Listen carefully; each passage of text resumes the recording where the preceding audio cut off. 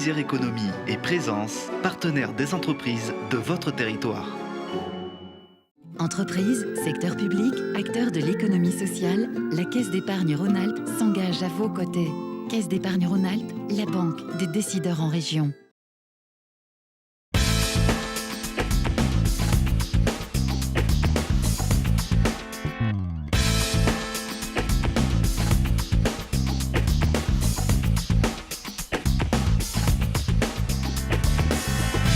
Bonjour à tous, très heureux de vous accueillir dans Classe Affaires, le club de l'économie en Isère. Émission spéciale enregistrée ici à Alpexpo à l'occasion du salon Mountain Planet. Le principe, lui, ne change pas. Nous découvrons les entreprises qui font la richesse de notre département. Pour nous accompagner, bien sûr, notre consultant Stéphanie P. Bonjour Stéphanie, on va prendre un peu la montagne, on va prendre l'air. Oui, alors on pourrait le croire, mais on est quand même bien sur le plancher des vaches, Christophe. Hein. Si, on n'est pas encore parti. Bon, accrochez-vous quand même. Hein. Bon, je rappelle que vous présidez le directoire de la Caisse d'épargne Rhône-Alpes. Vous êtes dans cette émission notre expert. Aujourd'hui, dans votre chronique, alors on va parler de la transformation digitale des stations de ski. il y aura aussi la question du téléspectateur, un téléspectateur croisé ici dans les allées du salon. Oui, et qui voulait savoir ce que c'était que le cluster montagne. Et c'est le bon endroit pour répondre à cette question. Oui, parce qu'on va beaucoup parler d'innovation. Les touristes sont en effet de plus en plus exigeants, la concurrence de plus en plus grande et les stations, les professionnels de la montagne sont à l'affût de toutes les nouveautés pour diversifier les activités, pour améliorer l'accueil des visiteurs. Et puis s'il y a en Isère une entreprise star en matière d'équipement et d'aménagement de la montagne, c'est bien Poma, le leader mondial du transport par câble. Son histoire est indissociable de l'aventure de l'or blanc, mais Poma est aussi présent largement en site urbain aux quatre coins de la planète. Voilà pour le sommaire, alors installez-vous comme nous confortablement, soyez les bienvenus en Classe Affaires dans le club de l'économie en Isère.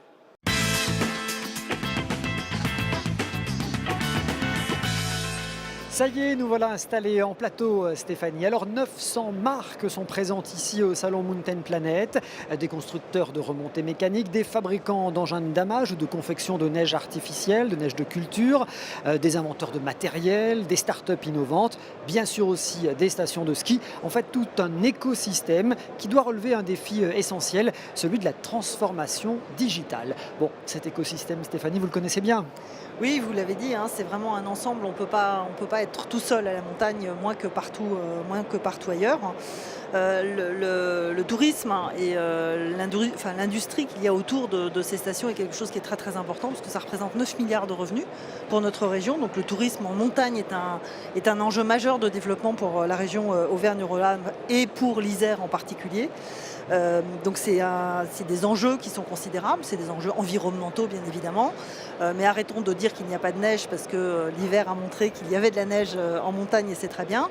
Donc des enjeux environnementaux, des enjeux de désenclavement, des enjeux de concurrence accrue et puis surtout des enjeux d'expérience client, de parcours client.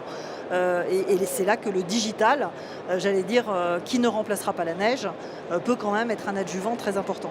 Alors on comprend bien que ça peut être un levier, ce digital, ça va être une opportunité pour les stations, c'est ça ? Exactement, je le disais, c'est vraiment la capacité qu'ont les différents acteurs qui sont dans une station de travailler ensemble pour faciliter l'expérience client, pour améliorer cette expérience client. C'est vrai que quand on pense au ski, c'est un peu un parcours du combattant. Enfin, ça peut être vu comme un parcours du combattant, même si c'est plus le film des bronzés, mais justement, on a aujourd'hui les outils et les solutions pour permettre de faciliter la vie des gens. Et notamment, on va se focaliser pendant cette chronique sur le paiement, parce que c'est vraiment quelque chose sur lequel il y a eu beaucoup de transformations qui sont déjà arrivées. Il y a beaucoup de transformations qui vont aboutir dans les années qui viennent. Donc on y va sur ce sujet-là en particulier. Alors, l'accès à Internet, c'est aujourd'hui un élément clé de ce fameux parcours client que vous évoquez. Certaines études montrent même que certains, en particulier les clients étrangers, choisissent leur destination neige en fonction de cette connectivité. J'ai le sentiment qu'il y a eu quand même pas mal de progrès réalisés sur le sujet.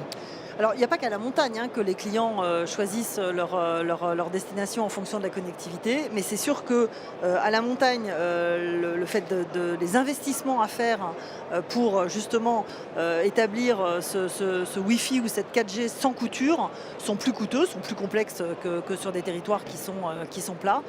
Mais effectivement, il y a eu énormément d'investissements qui ont été faits et qui sont encore en train d'être faits. Donc on est loin d'être arrivé au bout du compte, mais en tout cas, ça progresse. Alors au-delà quand même de cet accès à Internet, comment est-ce qu'on peut encore améliorer, repenser ce fameux parcours client ? Eh bien, encore une fois, en se concentrant sur les paiements. Que vous arriviez au parking le jour où vous arrivez à la station, que vous achetiez votre forfait, que vous allez payer vos cours de ski, que vous payez votre locataire, que vous payez vos consommations un peu partout dans la station, il y a un point commun, c'est comment est-ce que vous faites pour sortir votre billet de 5 € avec vos moufles. Vous, je ne sais pas Christophe, moi je n'en suis pas capable. Et donc c'est là où le digital, et notamment les paiements, vont améliorer considérablement la vie à la fois du client, mais aussi la vie des commerçants qui vont pouvoir encaisser beaucoup plus rapidement. Alors ces nouvelles formules de paiement, est-ce qu'elles sont déjà proposées en station ? On commence ? Oui, bien sûr. Alors déjà, les solutions de paiement, vous en avez partout. Vous avez des montres, vous avez des bagues, vous avez des bracelets. Vous pouvez payer aujourd'hui avec à peu près tous les objets qui sont connectés et qui servent à ça. Alors ça c'était pour le support. Maintenant sur l'usage, c'est-à-dire comment on fait pour payer, eh bien Val d'Isère a réalisé une première mondiale où elle aura été la première à proposer un forfait de remontée mécanique qui sert à faire tous les paiements sur l'ensemble des acteurs de la station. Donc on n'en est qu'aux prémices, mais en tout cas il y a des avancées qui sont extrêmement encourageantes. Et puis derrière ces paiements, il y a toutes les données, le big data qui, on l'a dit souvent dans Classe Affaires, est une véritable un trésor.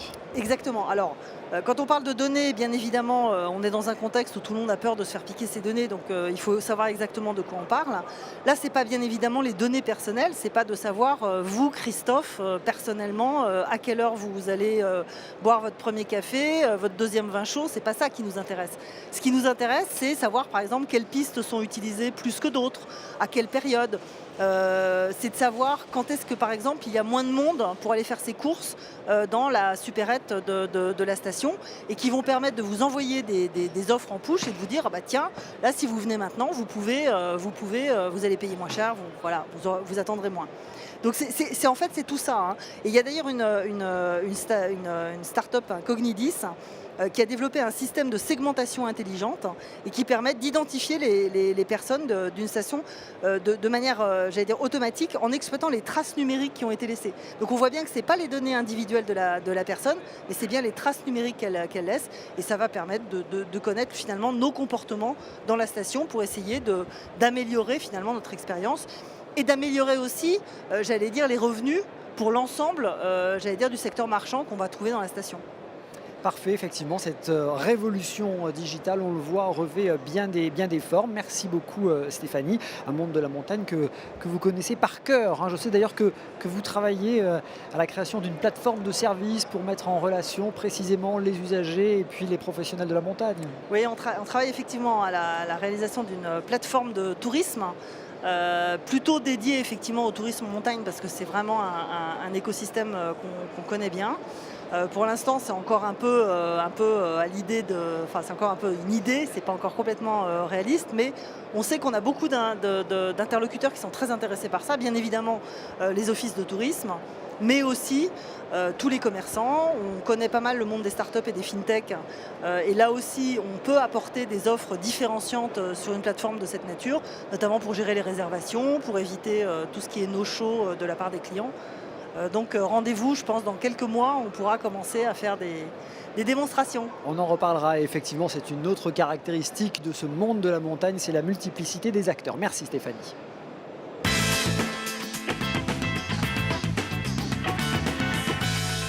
Des dameuses qui fonctionnent à l'électricité, des forfaits de ski connectés en continu, des tyroliennes géantes. Voici quelques-unes des innovations découvertes ici au hasard des allées du salon Mountain Planet. Il faut dire que le secteur d'activité est particulièrement fertile en idées nouvelles, innovation métier ou innovation d'usage, on vient d'en parler. Et Olivier Escalon a fait une autre sélection. On le suit avec ce reportage. Ah, elle serait pas belle la journée de ski si l'on n'avait pas besoin de faire la queue pour acheter un forfait, si l'on était assuré d'avoir de la neige et si l'on n'avait jamais froid sur le télésiège.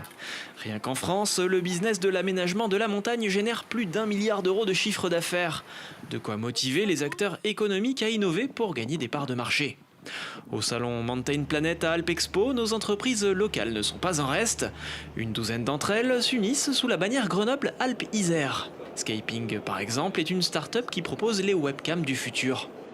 Nous, les skieurs, au sens large, on avait une mauvaise idée de la webcam. On se disait, oh, c'est pas beau. Bon, ça me permet de voir s'il y a de la neige, mais c'est pas très beau. Nous, ce qu'on voulait, c'était vraiment donner envie aux gens d'aller au ski, à la plage. Donc faire la promotion touristique au travers de ces caméras. Donc pour ça, on a développé notre propre gamme de caméras ici à Grenoble pour avoir la meilleure qualité possible. Comme si vous étiez là en fait.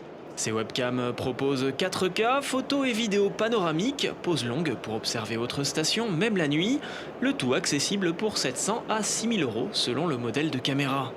Créée en juillet 2014 à Grenoble, la société Scaping a déjà installé une soixantaine de ces dispositifs, essentiellement sur les Pyrénées et les Alpes du Nord. L'une d'entre elles permet déjà d'observer Grenoble depuis la Bastille. Toujours sur le même stand, on trouve Snowfarm, un système capable de produire de la neige même par des températures positives. Il doit consommer 8 fois moins d'électricité et permettre d'économiser 40% d'eau par rapport à un système conventionnel. Mais par quel prodige ? Le process est un poil compliqué, donc on va essayer de vulgariser dans les grands traits. Il s'agit peu ou prou d'ouvrir une bouteille d'eau au milieu de l'espace et de voir ce qui se passe.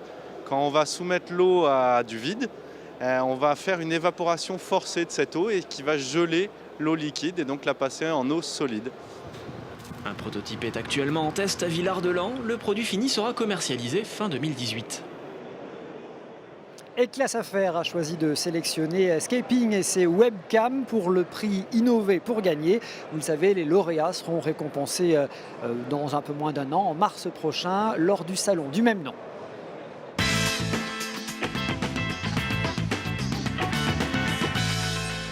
Et on continue à parler d'innovation en montagne ici au salon Mountain Planet. On rappelle qu'il y a 350 stations en France. Notre pays est le plus vaste domaine skiable du monde. Le marché touristique est estimé à 9 milliards d'euros. Stéphanie nous le disait, 10 millions de touristes accueillis chaque année. En 2017, le chiffre d'affaires des seules remontées mécaniques a atteint 1,2 milliard d'euros. Tous ces chiffres, vous le voyez, donnent le tournis et expliquent bien les enjeux économiques du secteur. Pour rester dans le coup, pour continuer à être attractif, pour convaincre de nouveaux visiteurs, il faut sans cesse inventer, s'adapter, se remettre en question. C'est ce que proposent nos 3 invités. Jean-Hugues Louis, le cofondateur de Coralp, bonjour. Bonjour. Yannick Méneron de Bike Solutions, merci d'être avec nous, bonjour. Et Antoine Diff de Wise Ride.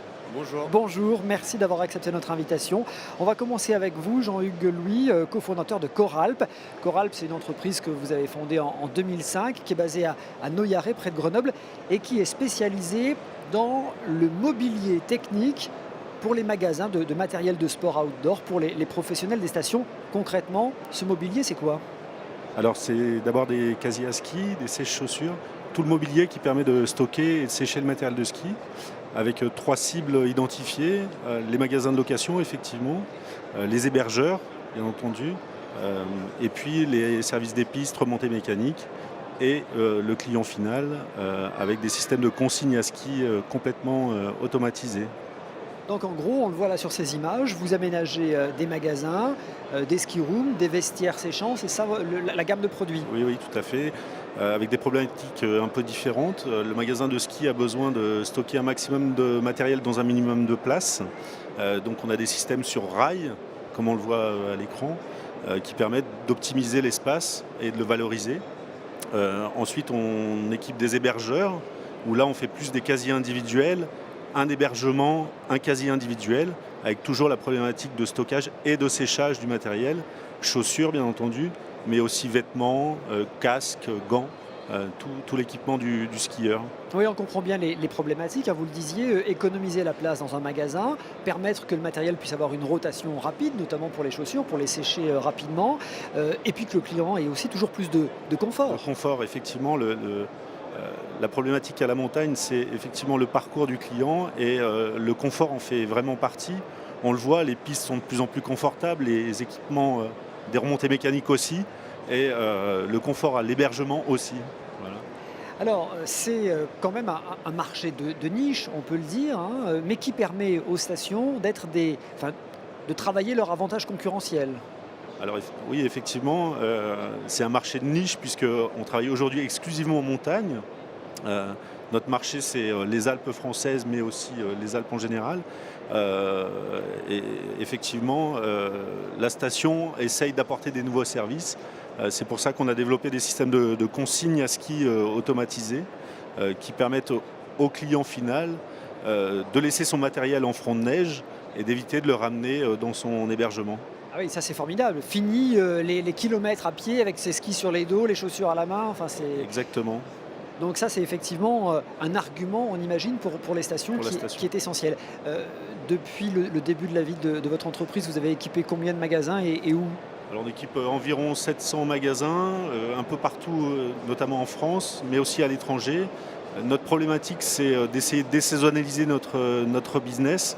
Et donc on a une activité de plus en plus présente dans l'hémisphère sud, en Australie, en Nouvelle-Zélande, un petit peu en Amérique du Sud, et puis sinon un peu au Japon aussi. Alors Coralp, c'est une équipe de 14 personnes, donc à Noyaré, hein, près de Grenoble, je le disais. Et il faut bien comprendre que vous allez de la conception initiale jusqu'à l'installation du matériel. Hein. Alors effectivement, on a un bureau d'études en interne qui permet de concevoir l'ensemble des appareils et des produits que l'on commercialise. On les sous-traite en production avec des partenaires industriels qui sont dans la région Rhône-Alpes exclusivement. Et ensuite, effectivement, on les installe et on les met en place et on les met en service un peu partout dans le monde. Ça s'appelle Coralp et c'est donc tout près de Grenoble. Voilà, une entreprise, je suis sûr, que vous découvrez. Le client, on le disait, est à la recherche du confort, de nouvelles expériences, de nouvelles sensations. Et ça, c'est le métier de Yannick Méneron, Bike Solutions. Là aussi, une entreprise de la région, Grenoble, 8 salariés, spécialisée dans la création de pistes et espaces VTT ludiques. Explication. C'est ça, donc nous on travaille sur des pistes VTT et plus généralement tout ce qui touche au vélo ludique, donc tous les aménagements qui sont fun à rouler sur deux roues, que ce soit en montagne ou pas en montagne d'ailleurs, on travaille aussi avec des villes, les campagnes, on ne bosse pas exclusivement en montagne même si c'est là qu'on a nos plus gros clients. Alors, bon, il faut nous expliquer, une piste VTT, moi je pensais qu'on partait en VTT dans la forêt et que la piste se faisait à force de passer. Là vous êtes vraiment dans la conception, le tracé, comment ça se passe ? C'est ça, en fait l'expérience en VTT elle est d'autant meilleure qu'on arrive à rouler sur des parcours créés spécifiquement pour, qui génèrent des sensations, sur lesquelles on est en sécurité, sur lesquelles on s'amuse en fait, quel que soit son niveau. Donc ça requiert d'avoir différents niveaux de difficulté, du vert jusqu'au noir, comme en ski en fait. Et on a différentes typologies, il y a différents niveaux mais aussi différents types. On a des parcours de descente, des parcours de cross-country, des parcours d'enduro, des parcours de vélo électrique, il y en a toute une multitude. Pour lesquels on est capable de faire les dessins, faire les projets et accompagner les collectivités à faire les réalisations derrière et à exploiter. Alors plusieurs impératifs dans votre métier. Évidemment, travailler la sécurité, on va pas s'y arrêter, mais ça paraît évident. Que l'équipement soit le plus durable possible et qu'il s'intègre à l'environnement, c'est de plus en plus un impératif. Oui, c'est un impératif déjà légal et puis philosophique pour nous aussi. On aime nos montagnes, elles sont jolies, elles sont sensibles, on le sait, donc on essaie de faire des aménagements les plus intégrés possibles visuellement et écologiquement parlant. Donc pour ça, ça nécessite souvent des compétences spécifiques, donc on fait appel à nos confrères, hein, on a beaucoup qui sont là sur ce salon. Oui, dès que les choses deviennent très pointues, on fait appel à des confrères en fait. Alors on disait aussi, le client, le touriste en montagne est à la recherche de nouvelles expériences, de nouvelles sensations. Il faut qu'une piste que vous tracez pour le VTT soit fun, mais fun pour tout le monde, pour le débutant comme le VTTiste expérimenté. Oui, une piste, plus elle est facile à rouler, plus elle est compliquée à concevoir, parce que ça nécessite beaucoup de connaissances du client, beaucoup de connaissances du débutant, comment il se comporte sur un vélo. On a tous été pas très bons en vélo un jour dans notre vie, nous on se souvient très bien de comment c'était. Donc voilà, concevoir une piste pour débutants, c'est compliqué, on fait attention à nos pentes, à nos rayons de courbe, on fait attention à beaucoup de choses, pour que l'aménagement, tout en restant sécuritaire, il soit le plus sympa à rouler pour le plus large public possible. Alors, quelques exemples de stations où on peut trouver vos équipements, vos pistes ? On peut trouver nos pistes dans pas mal de stations en France, au Césy, à La Plagne, à Tignes, à Val d'Isère pour les plus grandes stations. Et puis on a équipé aussi de façon plus marginale de nombreuses autres petites stations, que ce soit pour une piste ou pour des domaines entiers ou pour des pump tracks par exemple. En France et à l'étranger aussi. Petite précision quand même, vous avez parlé de VTT à assistance électrique, ça existe ça ? Ouais, ça existe et on en voit de plus en plus, un peu partout. C'est un marché qui explose, c'est comme ça. C'est une nouvelle façon de faire du vélo, un nouveau moyen d'avoir du fun sur un vélo en fait. Pour nous, les répercussions, c'est que ça change un petit peu les usages. Donc c'est vrai qu'on commence à avoir des balisages et des parcours spéciaux faits pour le VTT électrique, pour lesquels voilà, on peut apporter une expertise. C'est des nouvelles tendances qui émergent. Le VTT électrique, le fat bike en hiver, comme les pump tracks en enrobé, qui se développent beaucoup. On a été les premiers à en faire une en France il y a 3 ans et aujourd'hui on se positionne comme étant les leaders sur ce marché. Les pump tracks, c'est ces successions de bosses et de virages dont on a vu quelques images. Merci beaucoup Yannick. Autre entreprise qui travaille à cette diversification des activités dans les stations, Wise Ride, Antoine Diff, merci d'être avec nous. Entreprise basée à Domaine. Vous aussi, vous proposez des nouveaux espaces ludiques, sportifs, hiver et été, c'est ça? Tout à fait. De la même façon que mon confrère Yannick, on a une partie été, on développe des pistes de vélo, de descente et de la même façon des pump tracks. On a aussi une grosse partie de notre activité, nous, qui se base l'hiver. On conçoit des pistes ludiques comme on voit à l'écran. Une piste ludique, c'est quelque chose d'assez simple. C'est qu'on agrémente une piste de modules ludiques, comme on voit à l'écran, des cerceaux, des mains à taper. Donc tout ça dans la plus grande sécurité. Tout est protégé par des mousses et avec une grosse force personnalisable sur ces espaces. On voit bien qu'avec ce genre de parcours ludique, on offre une nouvelle expérience ski aux touristes. C'est ça l'objectif? Tout à fait. C'est quitter le ski classique qu'on peut connaître à travers nos grands domaines de ski et essayer de rénover un peu certaines parties de ces domaines skiables en proposant un nouvel univers, une nouvelle sensation en skiant sur ces pistes ludiques. Quel autre type de pistes ludiques vous pouvez proposer? Donc à la base, on est concepteur de snowpark. Donc on a construit pendant des années, on construit encore des snowparks qui sont un petit peu élitistes. Et c'est pour ça qu'on a décidé de créer ces pistes ludiques qui permettent à la famille, aux débutants, de venir jouer ensemble et de prendre vraiment beaucoup de plaisir sur les skis. On a aussi pensé à toute cette clientèle qui ne skie pas mais qui veut découvrir la glisse. C'est pour ça qu'on propose aujourd'hui aussi des pistes de tubing. Et tubing, c'est une bouée qu'on gonfle. Grosse chambre à air. Une grosse chambre à air, un petit peu améliorée. Du coup, avec notre expérience du snowpark et des pistes ludiques, on recrée un petit peu comme des pistes de bobsleigh par exemple, avec des montagnes russes, etc. Et on essaye de donner ces sensations de glisse et un peu des sensations fortes à des personnes qui ne skient pas ou qui ne font pas snowboard. Oui, ça prend bien effectivement le tubing et ça ne demande pas d'avoir un niveau particulier quelconque. Non. C'est vraiment maîtrisé parce qu'il y a une conception très précise et très professionnelle qu'on arrive à mettre ces personnes-là en sécurité et à avoir des sensations fortes. Alors, évidemment, votre entreprise propose l'étude préalable du projet jusqu'à la conception finale, ça va sans dire. Tout à fait. Et vous allez même bien au-delà, puisque vous proposez même d'animer ces structures. Tout à fait, on a toute une partie événementielle. Donc, une fois qu'on les a conçues, construites, il faut aussi les faire vivre. Donc, on propose aussi à tous nos clients de pouvoir animer ces espaces et proposer notre carnet d'adresses. Il y a des riders professionnels qui peuvent aussi venir et faire le show. Ça s'appelle Wise Ride. Stéphanie. Merci. Christophe, je vais vous offrir un tour en tubing et puis un VTT électrique. Vous venez avec moi en tubing. Volontiers. Il faudrait qu'on fasse ça, on rigolerait un petit peu. Merci beaucoup messieurs. Allez, dans un instant, on poursuit notre balade ici dans les allées du salon Mountain Planet avec le directeur général d'Alpexpo, avec aussi le grand patron de Poma, l'Isérois, leader mondial du transport par câble, et qui fait d'ailleurs son retour au Japon. Il vient de signer un contrat pour équiper une station près de Sapporo. Découverte dans un instant. À tout de suite.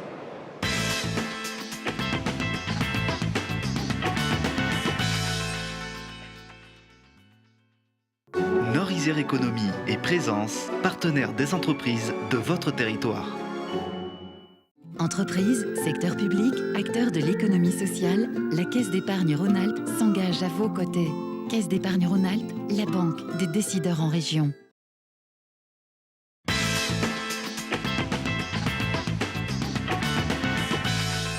Classe Affaires, le club de l'économie en Isère, retour sur le plateau de Télé Grenoble avec Stéphanie P, notre consultant, bien sûr. Émission enregistrée, vous le voyez, à Alp Expo, à l'occasion du salon international Mountain Planet.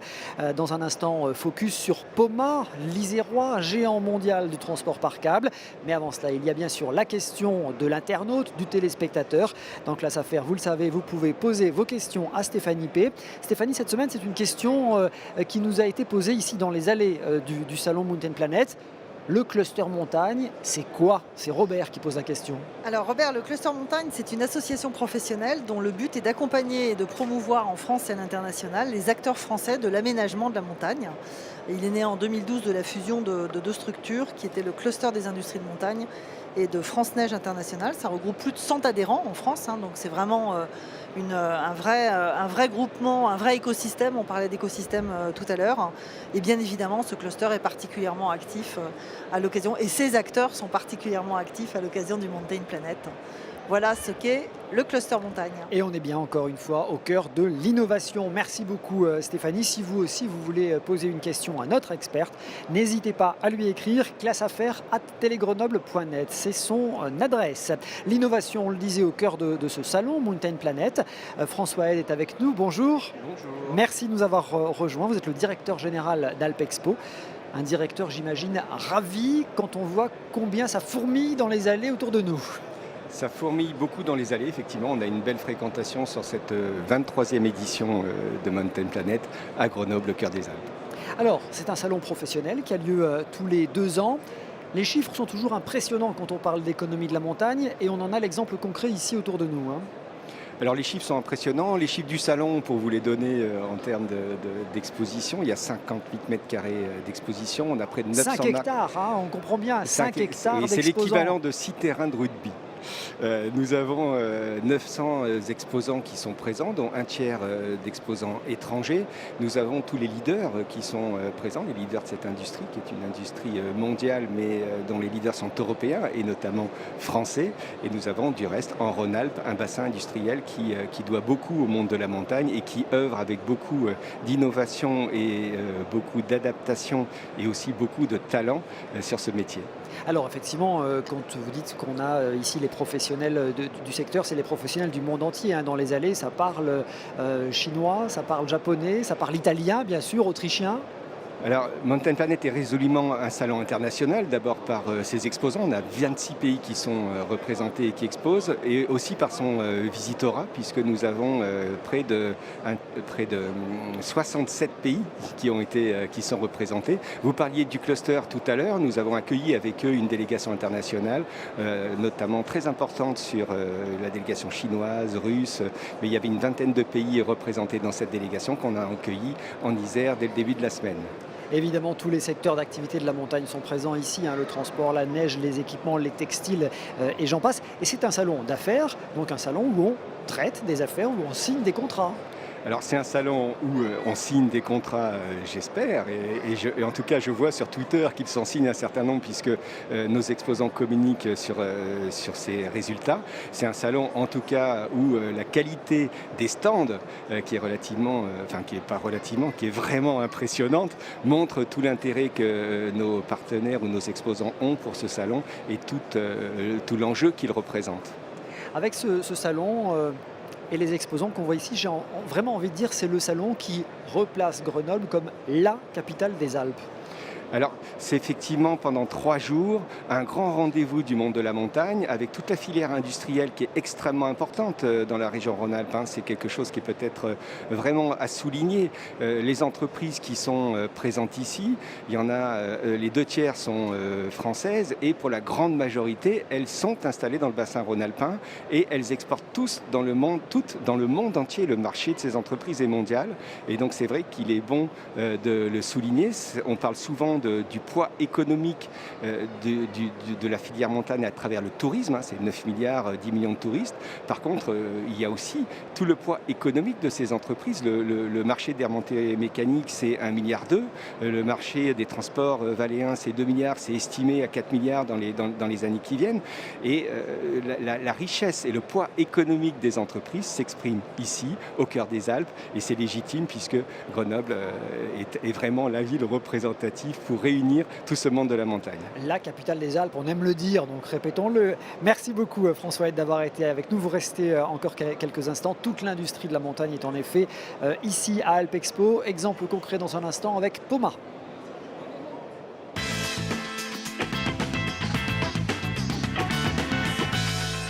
Créé il y a 80 ans, un peu plus même, ici en Isère, Poma est devenue l'une des grandes fiertés économiques de notre département. Que de chemin parcouru depuis, et que de voyageurs transportés aussi d'ailleurs, depuis le premier téléski construit à l'Alpe d'Huez, c'était en 1936. Leader mondial donc, du transport par câble. Ce sont près de 8000 aménagements qui sont ainsi estampillés Poma dans le monde, en station, mais aussi, et même peut-être maintenant surtout, en milieu urbain. Jean Souchal, merci d'être avec nous. Bonjour. Bonjour. Le président heureux de Poma. Quelques chiffres de présentation. D'abord, les collaborateurs, plus d'1 millier de collaborateurs. Voilà, Poma, fin de l'année dernière, on était plus de 1050 collaborateurs, dont 660 en France, entre l'Isère, la Savoie, la Haute-Savoie. Donc voilà, un ancrage vraiment rhône-alpin. Et une fierté d'être là au milieu du Mountain Planet qui se tient dans la capitale des Alpes, comme ça a été dit, et dans nos terres. Je disais 8000 installations et dans le monde entier, sur les 5 continents.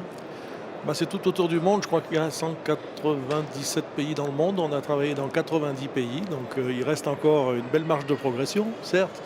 Mais oui, c'est quand même énorme. L'année dernière, on a travaillé dans 33 pays en même temps. Donc ça montre effectivement notre dimension internationale puisque plus de 80% de notre activité est faite à l'extérieur. Alors on voit ici, on se promène là sur votre stand, un stand majestueux, on n'est pas leader mondial pour rien. 800 millions de passagers transportés rien qu'en France chaque année, c'est ça ? Ah oui, c'est 800 millions, c'est la population de l'Europe, pratiquement. Oui, vous parliez tout à l'heure de nombre de passages. Il faut savoir que chaque heure, Poma transporte 6,5 millions de passagers, chaque heure dans le monde. Donc oui, on est dans des très gros chiffres. Ça donne vraiment le tournis. C'est des chiffres impressionnants. On avait même du mal à les appréhender.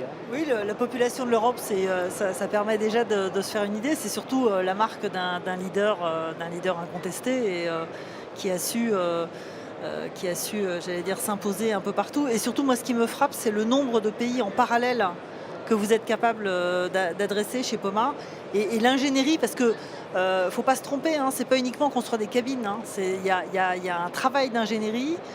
Quand on est sur la montagne, c'est des zones où l'installation est complexe, parce qu'on ne peut pas le faire n'importe quand. La montagne, par définition, il y a un peu de pente. Sinon, c'est pas la peine de faire du transport par câble. Donc voilà, donc c'est vraiment des métiers, des savoir-faire. Il y a toute la sécurité qu'il y a autour bien évidemment de ces transports. Et puis après, toute la maintenance, parce que c'est pas le tout de faire des installations, mais il faut les maintenir en conditions d'exploitation, former les exploitants. Enfin, c'est vraiment une palette de métiers qu'il y a chez vous qui est très très impressionnante. Alors il faut dire que dans de nombreux cas, le câble est effectivement particulièrement indiqué pour le transport des voyageurs. C'est une solution facile pour franchir les obstacles, les fleuves par exemple, ou les rivières, pour gravir des montagnes. Stéphanie, vous le disiez, on va découvrir les ateliers de Poma, je crois que c'est à Vorep. Rien n'est impossible pour Poma. Franchir des fleuves ou des villes, relier des vallées aux sommets enneigés, hisser des télécabines sur le plus haut plateau du monde, des dispositifs hors du commun qui font sa réputation depuis plus de 80 ans. Comment on est acteur avec les autres moyens de transport, que ce soit les bus, les tramways, les métros, les trains, pour ajouter des choses là où d'autres avaient du mal à le faire. C'est le dernier kilomètre, c'est quand il faut passer au-dessus des rivières, c'est quand il faut monter, par exemple, là où d'autres systèmes calent, on va dire, que Poma a toute sa force dans cette globalité de la mobilité. On transporte tous les ans, par exemple en France, de l'ordre de 800 millions de passagers. On est dans l'aéroport de Miami ou au Caire ou à New York avec des taux de disponibilité qui avoisinent les 99,95%. Les stations de ski des Alpes, mais aussi Rio, Las Vegas ou encore New York, l'entreprise basée à Vorep innove et exporte son savoir-faire aux 4 coins du monde. Des produits sur mesure qui confortent sa position de leader sur le marché mondial du transport par câble, en montagne comme en milieu urbain, et les atouts sont nombreux. Faible empreinte au sol, temps de mise en service imbattable et un coût jusqu'à 3 fois moins élevé qu'un métro ou un tramway. Nous avons eu, il y a maintenant une douzaine d'années, le renouveau du transport urbain, notamment dans la ville de Medellín, où nous avons construit un appareil qui transporte aujourd'hui plus d'1 million de passagers par mois. Et il est à noter que ça a été un grand succès et que nous sommes sur le point de réaliser le 8e appareil dans cette même ville. Ce qui veut dire qu'aujourd'hui, la multimodalité du transport urbain à l'aide du maillon du transport par câble est une solution. 80 ans d'une success story qui n'en finit pas de s'étoffer. Son secret, des poulies aux cabines, le groupe produit tout lui-même. Sur les 1050 collaborateurs, 660 sont salariés en Rhône-Alpes.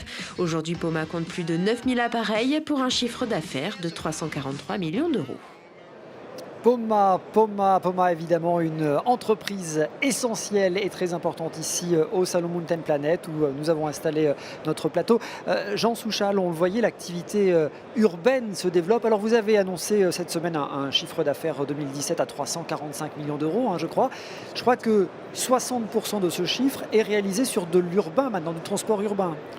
Alors, à contrario, c'est 40% qui est dans le monde de la neige. Donc, effectivement, le reste, c'est 60% qui est entre des activités plutôt touristiques. On l'a vu notamment en Chine, en Asie, pour accéder à des lieux emblématiques.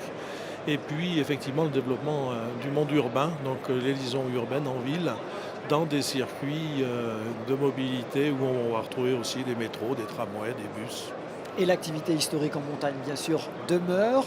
Vous avez d'ailleurs annoncé votre retour au Japon avec un contrat pour une station tout près de Sapporo, je crois. Oui.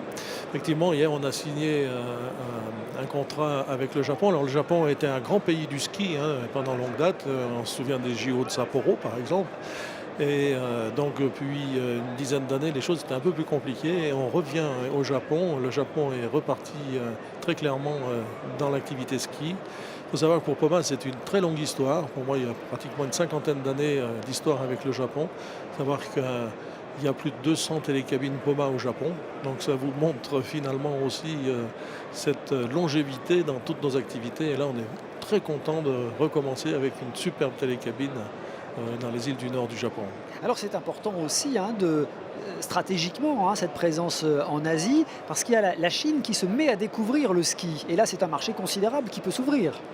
Alors la Chine c'est aussi un marché très étonnant. Enfin, moi j'étais le 2e Poma à être allé en Chine en 85. Quand vous regardez c'est déjà il y a 33 ans. Il y a eu beaucoup de réalisations qui étaient vraiment tournées sur le tourisme, quand les Chinois ont trouvé du temps pour pouvoir s'occuper finalement de vacances et de loisirs. Maintenant, c'est le ski. Alors évidemment, quand on sait que Pékin a pris les JO pour 2022, c'est un signe très fort. On est vraiment dans un développement exponentiel au niveau du ski. Et ce qui est très intéressant, c'est que la filière française est vraiment reconnue. Et ça, c'est très important. On a aussi des très gros exploitants. La Compagnie des Alpes en particulier travaille pour aider justement à développement de toutes ces nouvelles stations. Et puis quand on parle du Club Med, quand on parle de Pierre et Vacances, quand on va parler de l'école du ski français, voilà, avec le cluster montagne, comme disait tout à l'heure Stéphanie, l'excellence française peut s'exprimer.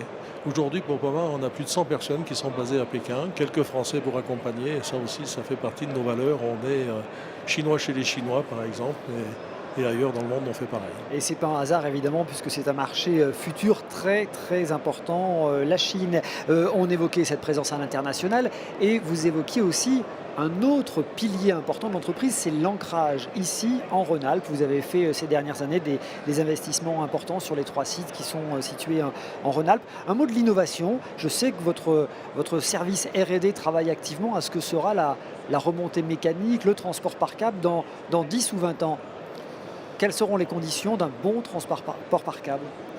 Alors en fait, il y a des choses qui se voient et d'autres qui se voient moins. Dans l'innovation, vous savez que c'est pour moi le côté abouti de la recherche et du développement d'un certain nombre de produits.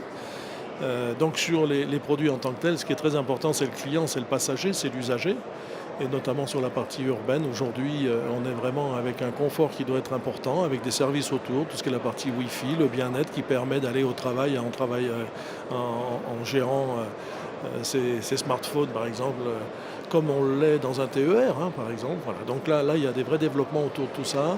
Il y a une vraie recherche aussi pour que ça soit le plus fiable possible. On est capable aujourd'hui, les 2 mois derniers, par exemple, dans l'aéroport du Caire, les appareils, ils ont tourné 100% du temps sans aucune panne.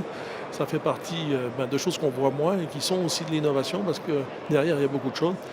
Et puis, il y a aussi quelque chose qui est fondamental, vous l'avez dit tout à l'heure, c'est que quand on livre des appareils nouveaux à des gens qui ne les connaissent pas, la notion de la formation est importante et la notion de l'accompagnement. Donc que ce soit autour des simulateurs de conduite, l'apprentissage de conduite d'appareils qu'on avait déjà présenté il y a 2 ans et qui aujourd'hui ont atteint un niveau vraiment majeur de simulateurs, et ou alors la partie copilote finalement de la maintenance, où on est capable avec des tablettes d'aller sur un pylône, cliquer sur des choses directement avec le réseau, le web, aller chercher la bonne page qui permet la bonne maintenance. Enfin, ce côté qui est fondamental finalement, c'est de l'innovation pure avec le monde digital d'aujourd'hui dans lequel on voit moins les choses mais qui sont très importantes. Et on revient à notre révolution digitale du début. Vous parlez de formation, un mot quand même sur cette formation Made in Grenoble à laquelle vous participez, cette formation au métier du transport par câble qui vient de voir le jour au lycée Vaucanson. Voilà, alors quand effectivement on a mis au point tout ce qui est ce côté formation, qu'on a d'abord mis au point d'ailleurs pour nos équipes algériennes, puisque c'est vrai qu'en Algérie on a plus de 650 personnes qui aujourd'hui travaillent dans l'exploitation des appareils. On s'est dit avec l'académie, avec Madame le recteur à l'époque, qu'il fallait absolument qu'on crée cette formation autour des métiers du câble, et c'est comme ça que lundi prochain, donc au lycée Vaucanson, on va de concert inaugurer cette nouvelle filière qui est une filière post-bac, de manière à partager cette fierté de faire les choses bien, parce que c'est un beau métier certes, plein d'économies, c'est aussi un métier où on transporte des gens, où la sécurité est importante et où la formation prend toute sa valeur. Et ça, on a estimé clairement le rôle social aussi de notre entreprise d'accompagner tout ce qui est le développement de la filière. Un géant mondial qui prépare l'avenir à l'étranger, ici en France, et qui n'oublie pas ses racines ici en Isère. C'est assez caractéristique des belles entreprises de la région qui savent exporter leur savoir-faire. Je reviens un instant sur l'ouverture de cette école, de ces métiers du transport par câble. Je pense que c'est vraiment quelque chose qu'on verra se développer dans les années qui viennent, parce que d'abord, je pense que ça contribue à remettre en valeur les filières d'apprentissage qui sont tellement décriées en France, alors qu'en fait, c'est celles qui permettent d'avoir un emploi. Enfin, on ne le dit jamais suffisamment. Deuxièmement, ça permet aux entreprises d'être sûres d'avoir de la main-d'œuvre, parce qu'on sait très bien qu'en phase de reprise d'activité, un des plus gros risques qu'ont les entreprises, c'est de ne pas trouver la main-d'œuvre qui va leur permettre d'honorer leur contrat. Et puis, ça permet de maintenir des gens sur le territoire et donc effectivement de vitaliser le territoire. C'est très bien d'exporter en Chine et de produire en Chine. Il faut continuer et c'est tout le mal que je souhaite à Poma. Mais il faut aussi pouvoir continuer à développer l'endroit où on est né. Donc voilà, mais ça c'est dans les valeurs de Poma de toute façon. Donc, on est en plein dans la raison d'être de l'entreprise. C'est pas par hasard qu'on a 82 ans et notre ambition, on se l'est dit, c'est au moins que ça dure autant. Alors, on vous le souhaite. On parle des entreprises qui sont capables de savoir pourquoi elles sont là et de connaître leur rôle social. Là, je crois qu'on a un très bel exemple et c'est pas la peine de l'inscrire dans la loi. Jean Souchal, merci beaucoup d'avoir été avec nous. François Hed, merci. Bon salon ici Mountain Planet. Merci de nous avoir accueillis à Alpexpo pour ce grand salon. Merci beaucoup Stéphanie d'être avec nous pour cette émission spéciale. Merci Christophe, c'est toujours un plaisir de venir ici parce qu'il y a un peu de bruit, donc je ne sais pas si ça s'entendra, mais en tout cas c'est hyper vivant. Bravo pour ce que vous faites. Monsieur, parce que c'est super bien organisé comme d'habitude. Classe à faire, à voir ou à revoir sur télégrenoble.net. Merci à tous de votre fidélité. À très vite pour un nouveau voyage en classe à faire dans le club de l'économie en Isère.